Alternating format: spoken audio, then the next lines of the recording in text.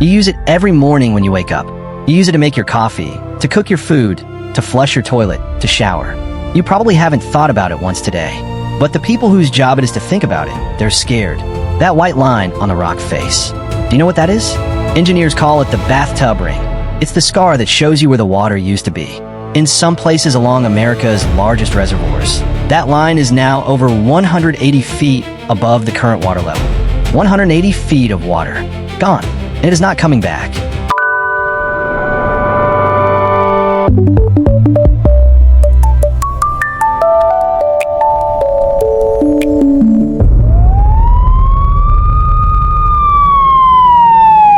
To understand why America is running out of water, you have to go back to when Americans thought they had figured water out. It was 1922. 7 western states, California, Arizona, Nevada, Utah, Colorado, Wyoming, and New Mexico, sat down and divided up the Colorado River. The Colorado, one of the great rivers of North America. It runs for nearly 1,500 miles from the Rocky Mountains all the way to the Gulf of California in Mexico, carving the Grand Canyon along the way. The 1922 Colorado River Compact allocated 7.5 million acre-feet per year to the upper basin states, and another 7.5 million to the lower basin. Mexico got a small share on top of that. In total, 16.5 million acre-feet of water. Every single year. Promised. Guaranteed. On paper. There was one catastrophic flaw in that promise. The scientists who measured the Colorado River's flow to calculate that 16.5 million acre-feet figure measured it during one of the wettest decades the region had seen in recorded history. The real long-term average flow of the Colorado River was closer to 14 or 15 million acre-feet per year. They overpromised the river by millions of acre-feet before a single drop had even been allocated. And then they built an entire civilization on that promise. Las Vegas, Phoenix, Los Angeles, Tucson, San Diego, Albuquerque, cities that should never have been this large, in a desert that should never have been this populated, all drinking water from a river that was never big enough to sustain them. For a while, it worked. The dams held. The reservoirs filled. The water flowed. But then the clock started ticking. And now, a century later, the bill has come due. Lake Mead is the largest reservoir in the United States by volume. It was created when Hoover Dam was built on the Colorado River in the 1930s. At full capacity, it can hold 26.1 million acre-feet of water, enough to cover the entire state of Pennsylvania in a foot of water. It was last full in 1983. Right now, in 2026, Lake Mead sits at roughly 34% of full capacity. And Lake Powell, the second largest reservoir in the country, further upstream on the Colorado, is at just 25% of full capacity. 25%. These two reservoirs are the water savings account for 40 million Americans across 7 states. And the account is nearly empty. Since the year 2000, the Colorado River Basin has lost water at a staggering rate. The river's flow has shrunk by 20% in just 25 years. A 2023 study from the American Geophysical Union found that from 2000 to 2021 alone, climate change caused the loss of over 10 trillion gallons of water in the Colorado River Basin. You know what 10 trillion gallons is? It is the entire storage capacity of Lake Mead. Evaporated. Gone. In 21 years. And an analysis from September 2025 warned that if water use and drought conditions continued at the same rate, the water stored in Lake Powell and Lake Mead could drop to as low as 9% of what they held at the start of the 21st century. 9%. How close to the edge of the cliff are we? The analysts asked in their report. The answer they gave was, very. Here's why that number matters so much. Glen Canyon Dam, which creates Lake Powell, reaches what engineers call the minimum power pool at an elevation of 3,490 feet. Below that level, the dam can no longer generate hydroelectric power. As of April 2026, Lake Powell sat just barely above 3,500 feet.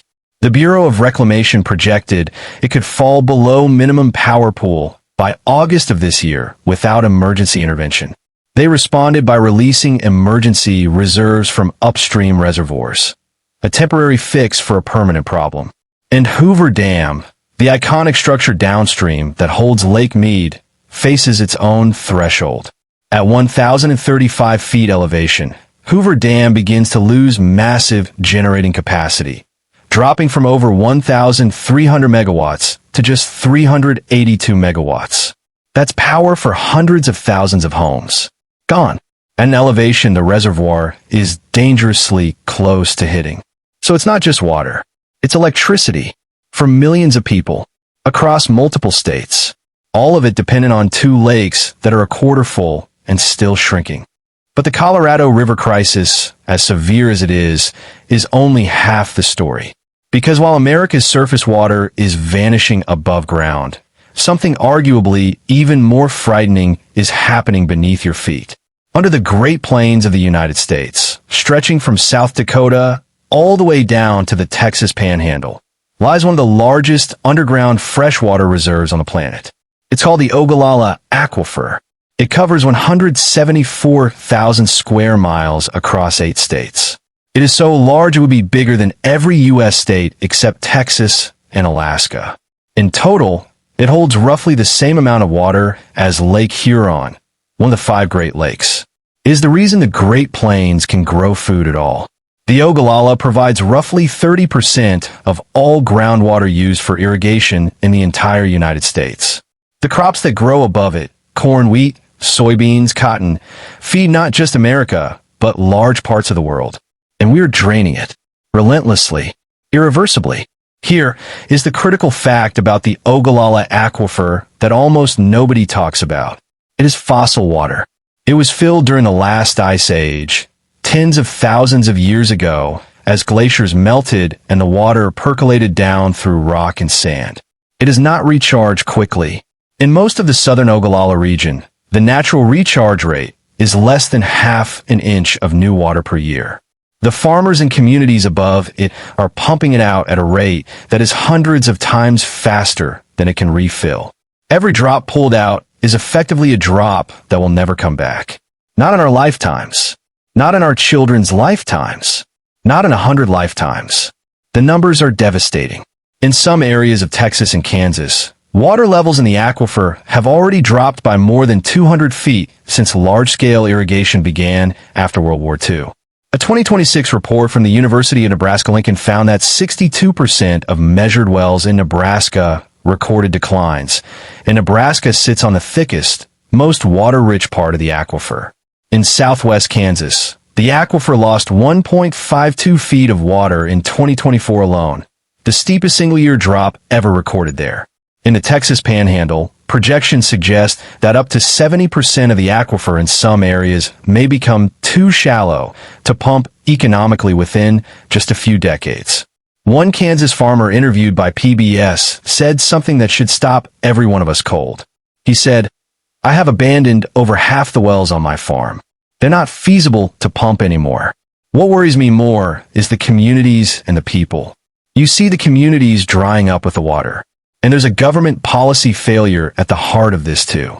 Despite the critical importance of the Ogallala Aquifer, there is no overarching federal policy to protect it from depletion. Water law is left to individual states, and states operate under wildly different legal frameworks. In some states, the water in the ground is owned by the state. In others, it's private property. You pump it, you own it. There is no unified national plan.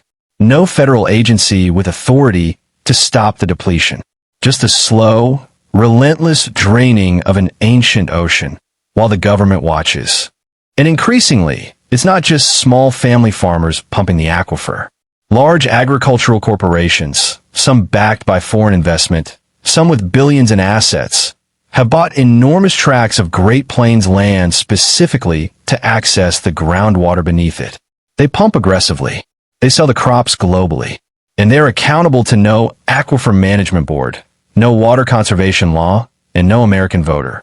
When the water is gone, they move on. The communities left behind cannot.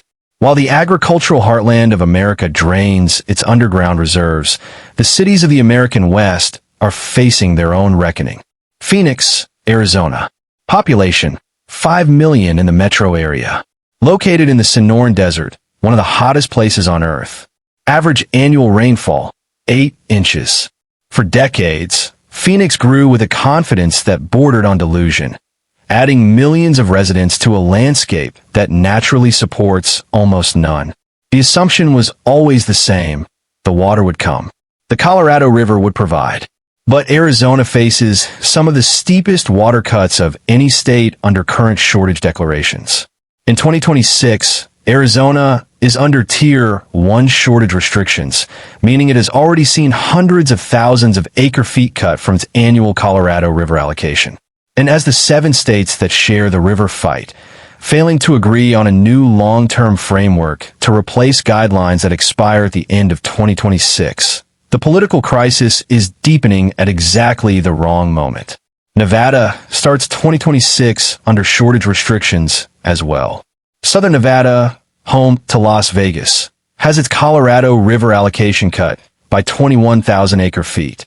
California, the most powerful political actor in the Colorado River fight, has avoided the deepest cuts. Its political and legal leverage has historically allowed it to protect its allocation even as upper basin states absorb more pain. This has created a powder keg between states that is now approaching the fuse. In April 2026, the Bureau of Reclamation took unprecedented action to store more water in Lake Powell by cutting the release volume flowing to Lake Mead. Water experts immediately warned that this set in motion events that could result in the first ever lawsuits between western states over Colorado River water. Arizona and California, Nevada and Colorado. States suing each other in federal court over who gets the last drops of a river that is already overallocated. Meanwhile, the cities themselves are in various stages of crisis. In Richmond, Virginia, in January 2025, a power failure knocked out the city's water treatment plant. 230,000 residents lost access to safe drinking water for days. A Virginia Department of Health report concluded the crisis was completely avoidable. Jackson, Mississippi, spent years under a federal supervised third-party operator after its water infrastructure collapsed entirely, with pipes so old and corroded they could no longer reliably supply clean water to the city. In cities across Texas, at least 70 public water systems reported implementing water use restrictions in 2025, not because of drought policy, but because their physical infrastructure was crumbling faster than it could be repaired. America's water infrastructure was largely built in the mid-20th century. Most of it is now between 50 and 100 years old. The pipes are corroding. The treatment plants are aging. The water mains are failing. And the funding to fix them is nowhere near sufficient. We build a civilization on water promises made a century ago, from measurements taken during one of the wettest decades on record, for a river that was always smaller than we believed. And now the math is catching up. You might be watching this and thinking, I don't live in Arizona. I don't live in Kansas. This is someone else's problem. It is not. The Ogallala Aquifer alone supplies water for crops that generate roughly $35 billion in agricultural output every year. A fifth of all U.S. agricultural production sits above it. The crops grown over the Ogallala, corn, wheat, soybeans, cattle feed, aren't just feeding Americans. They're feeding the world. When those crops fail, global commodity prices spike. The price of bread goes up in Egypt. The price of meat goes up in Indonesia. The price of everything goes up everywhere because America's farmland is woven into every nation's food supply chain. The United Nations put it clearly in a January 2026 landmark report. The world has entered an era of water bankruptcy. Not water stress. Not water crisis. Water bankruptcy. The point at which human withdrawal and depletion of natural water systems exceeds the planet's ability to replenish them.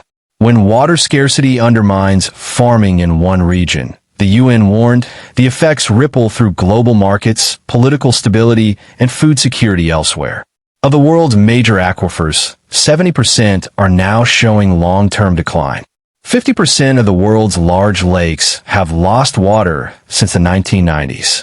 40% of global irrigation water comes from aquifers that are steadily being drained. America is not unique in this crisis. But America is uniquely important to it. Because when America's food output drops, the world feels it. When America's rivers run dry, the global agricultural supply chain shakes. And the timeline on all of this is no longer measured in centuries. It is measured in decades. Some researchers say parts of the southern Ogallala may no longer be able to support irrigated agriculture at all within 30 to 40 years. The Colorado River Compact guidelines expire at the end of 2026. And as of today, the 7 states that share that river cannot agree on what comes next. The upper basin states, Colorado, Utah, Wyoming, New Mexico, say they're already constrained by natural drought. They shouldn't have to cut more. The lower basin states, Arizona, California, Nevada, say they've already taken massive cuts, and without mandatory reductions from everyone, they won't sign any new agreement. Utah's Colorado River Commissioner said, bluntly, storage is essentially gone. Reductions have to occur to be on par with what the system will actually provide. And yet, no agreement has been reached. The river does not wait for agreements. So let's be direct about what the future looks like if the current trajectory continues. If Lake Powell drops below 3,490 feet, which could happen as early as August 2026 without intervention, Glen Canyon Dam stops generating hydroelectric power. Hundreds of thousands of homes lose a key electricity source. Water infrastructure throughout the West that depends on that power faces cascading failure. If Lake Mead drops below 1,035 feet, which remains a serious risk in coming years, Hoover Dam's power generation collapses from 1,300 megawatts to just 382.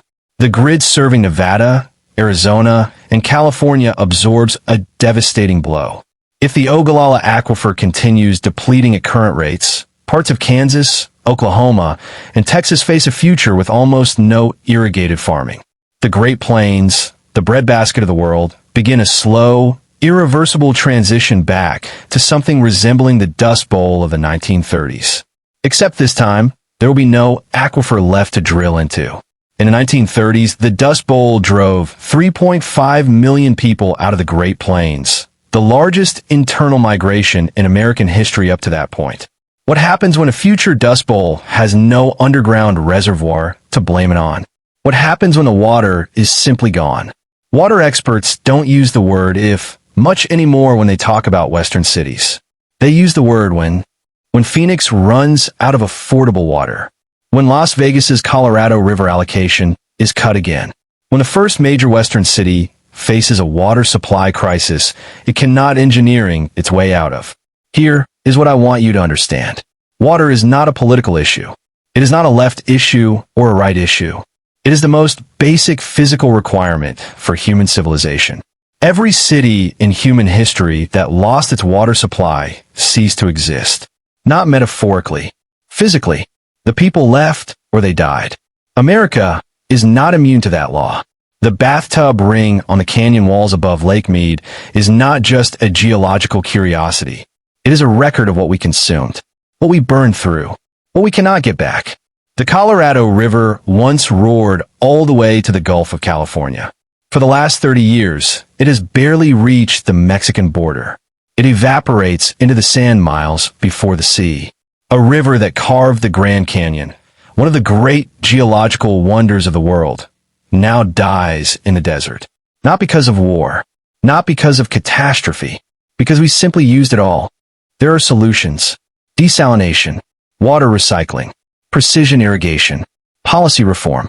Countries like Israel have transformed near-desert conditions into functional agricultural societies through radical water conservation technology. Australia renegotiated its entire national water rights system after its own crisis forced change. It is not too late to act, but the window is closing. Right now, in 2026, the 7 states sharing the Colorado River cannot agree on anything. The states above the Ogallala Aquifer have no unified federal protection for it. And America's crumbling water infrastructure continues to age, one broken pipe at a time. Every morning, you turn on your tap. Water comes out. You don't think about where it came from. You don't think about how little of it is left. The people who do think about it are losing sleep. And the question they keep asking is this: how much longer can we keep pretending this isn't a crisis?